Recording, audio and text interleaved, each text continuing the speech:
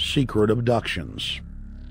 They don't know. They think that he's signed off immediately on closing Guantanamo, but he's allowing prisoners now to be taken to foreign countries and not knowing where they're sending them and to be tortured in foreign countries. They don't know that they kept that provision in there.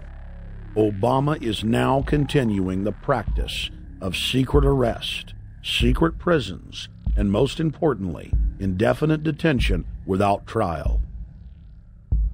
When a British High Court said that it was preparing to release secret British and U.S. torture orders that prove that the Bush administration was ordering personnel to systematically abuse detainees, Barack Obama threatened to cut off all U.S. intelligence ties to England. To add insult to injury, he stated that the program was important to national security, not only endorsing Bush's crimes, but continuing them.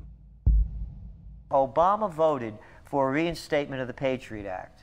And by his early deeds already, again, as we saw with the issues of retention, he's willing to send people that have been charged with nothing to be tortured to so-called get the truth out of them. If the makers of this film attempted to cover all of Obama's lies, this documentary would never be released because there are new ones every day. So in the interest of time, we're going to cover one more big one. Barack and his handlers made the cornerstone of his campaign, keeping lobbyists and donors out of his administration. Within hours of being elected, Obama did a 180 and filled the White House and federal government with lobbyists and donors at all levels. Obama picked William Lynn, the top lobbyist for Raytheon, to fill the number 2 position at the Department of Defense. Timothy Geithner, former president of the private Federal Reserve Bank of New York, was picked by Obama to be Secretary of the Treasury. Geithner promptly crammed the Treasury Department full of lobbyists, like his chief of staff, Mark Patterson, formerly the top lobbyist at Goldman Sachs. Obama appointed top lobbyist to the Saudi royal family, George Mitchell, as the lead Middle Eastern envoy. Obama appointed the king of Wall Street lobbyists, Leon Panetta, to head up the CIA. Obama tapped Tom Daschle, top lobbyist for healthcare firms, to run the Department of Health and Human Services, and the list goes on and on. Then, 3 weeks into his administration, Obama launched a new lie, more outrageous than the previous. With Academy Award-level conviction, he said that he was upset about the banker bailout, which his own chief of staff, Rahm Emanuel, another former Wall Street executive, had engineered. Obama said that he had signed an executive order capping the CEO's salaries of those who had taken the bailout money. There was just 2 problems.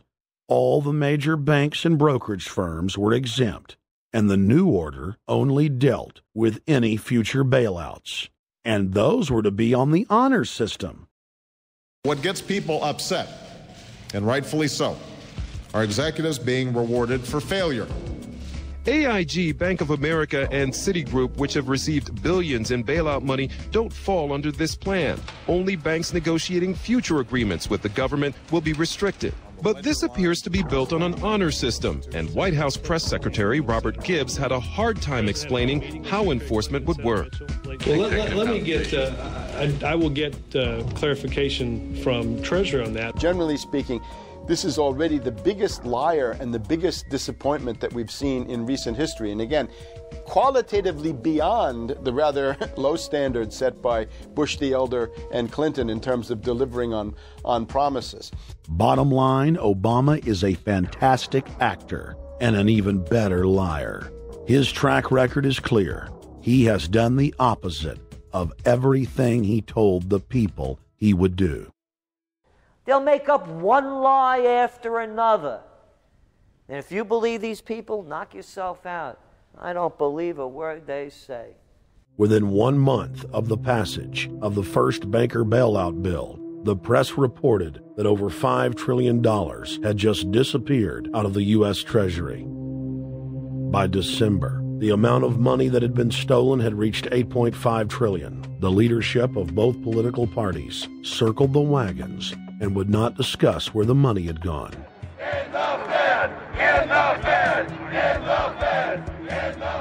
Informed Americans protested the private Federal Reserve System at all 38 of their regional governorship offices.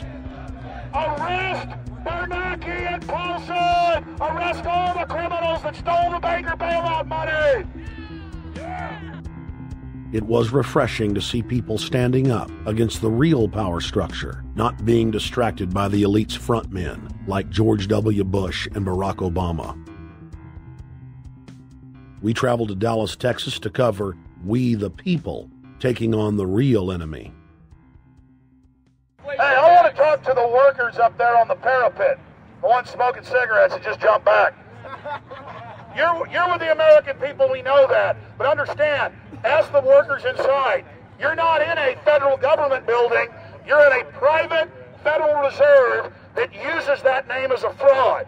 That'd be like if my first name was Federal Reserve Jones. I'm still not the federal government. I'm not a federal agency. But if I said my name was Federal Reserve, I could go out and pay off politicians and get them to allow me to get into power so I could issue the currency and credit, and then I could buy up the world. That's what these criminals have done. A lot of people think that the Federal Reserve is already part of the government. They're not. It's controlled by cliques of unelected, unaccountable bankers meeting in secret. Most of these people have never even been through the formality of a Senate hearing or a Senate confirmation.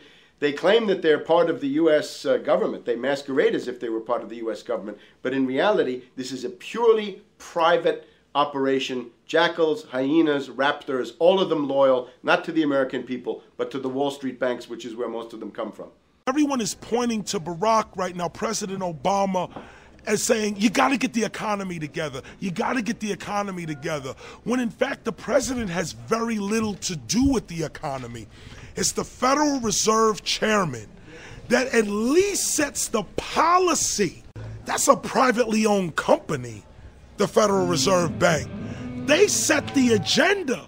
These guys are masquerading as a federal institution. They are a private banking consortium, and this is their front, their holding company. The Federal Reserve is not federal. It's a front for a private banking cartel. That's on record in congressional testimony, and they're the ones orchestrating the economic collapse we're seeing right now, so that's why we're here. While at the In the Fed rally outside the Federal Reserve Bank in Dallas, Texas, we spoke with Ron Paul's brother, Wayne Paul. 1913, the Federal Reserve Act was passed, floor of the House, where 3 members of Congress were on the floor. At that time, they only needed a majority of votes to pass it. So in 1913, the Federal Reserve Act was passed. 20 years later, 1933, under Roosevelt, the United States was declared bankrupt. And in 1933, the Federal Reserve Private Bank says, okay, USA, what are you going to pledge as collateral on the debt you owe me? What happened by 1936? Does anybody know? We instituted Social Security system, and you and I and our children and our children's children were pledged as collateral on the debt of our government to the Federal Reserve. And that's where we're at today.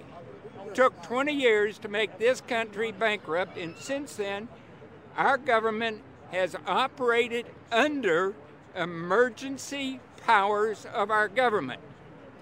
It is not the president that makes the decision in this country. It's the Secretary of Treasury who turns around and is put in there by the Federal Reserve to manage the bankruptcy. We've been in bankruptcy ever since. So to print $700 billion and to give it away, how do they get away with it? The manager of the bankruptcy is told by the Federal Reserve this is the way to go. That's where we're at today. Yes, we should point out, Congressman Ron Paul now has a huge amount of sponsors for a bill in the House of Representatives to abolish the private Federal Reserve crime syndicate.